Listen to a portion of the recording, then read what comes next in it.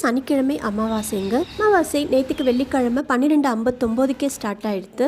உச்சி பொழுதுக்கு மேலே ஸ்டார்ட் ஆனதுனால நம்ம அமாவாசை வழிபாடு இன்றைக்கி தான் பண்ண போகிறோம். அமாவாசை அன்னைக்கு தெருவாசலையும் சரி நிலைவாசலையும் சரி கோலம் போடக்கூடாதுங்க. மஞ்சள் தண்ணியால் வாசலை தெளிச்சிட்டு நிலைவாசலையும் தொடச்சி எடுத்தாச்சு. மற்றபடி சமையலறை பூஜை அறைன்னு நம்ம கோலம் போட்டுக்கலாம், பொட்டு வச்சுக்கலாம், எல்லாமே பண்ணலாம். அமாவாசை தள்ளிகை இன்றைக்கி நான் அமாவாசை தள்ளிகை நான் எப்படி சிம்பிளாக பண்ணுறேங்கிறத தாங்க உங்களுக்கு காட்டுறேன். அமாவாசைக்குன்னு இந்தந்த காய்கறிகள் தான் சமைக்கணும், இது சமைக்கக்கூடாதுன்னு நிறைய விதிமுறைகள் இருக்குங்க. அதில் முக்கியமாக என்ன பண்ணணுமோ அதை தான் நான் இன்றைக்கி பண்ணி காட்ட போகிறேன். அமாவாசை தளியலுக்கு சமைக்கிறதுக்கு முன்னாடி சுமங்கலி பெண்கள் வெறும் வயிற்றோடு சமைக்கக்கூடாதுங்க. ஒரு 2 இட்லியோ 2 தோசையோ எதையாவது ஒன்று சாப்பிட்டுட்டு தான் நம்ம உலையே ஏற்றணும்னு சொல்லுவாங்க.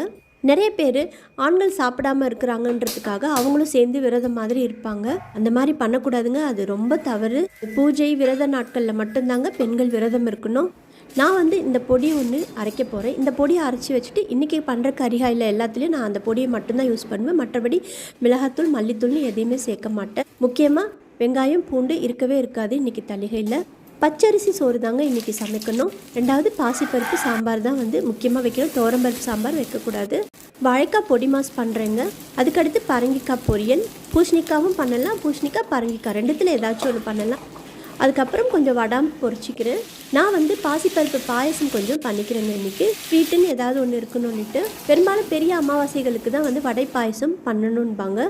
பெரும்பாலும் முடிஞ்ச வரைக்கும் எல்லா அமாவாசைக்குமே ஏதாவது ஒரு ஸ்வீட் பண்ணிடுவேன். முக்கியமாக பாசிப்பருப்பு பாயசம். ஏன்னா பெரிய அமாவாசையின் போது நம்மளால் சமைச்சு கொடுக்க முடியாத சூழ்நிலை இருக்கும். லேடிஸுங்களுக்கு நிறைய விஷயங்கள் இருக்குது. அதனால் அது வரைக்கும் வெயிட் பண்ணாமல் நான் முடிஞ்ச வரைக்கும் எல்லா அமாவாசைக்குமே இந்த மாதிரி பாசிப்பருப்பு பாயசம் பண்ணிடுவேன். ஆல்மோஸ்ட் நமக்கு தளியல் ரெடி ஆகிட்டு இன்னொரு படத்துக்கு முன்னாடி வச்சுட்டு அவங்களுக்கு தீபாரதனை காட்டிட்டு காக்கைக்கு வச்சுட்டு விரதம் இருக்கிறவங்களுக்கு முதல்ல அந்த இலையை சாப்பிட கொடுத்துடணுங்க.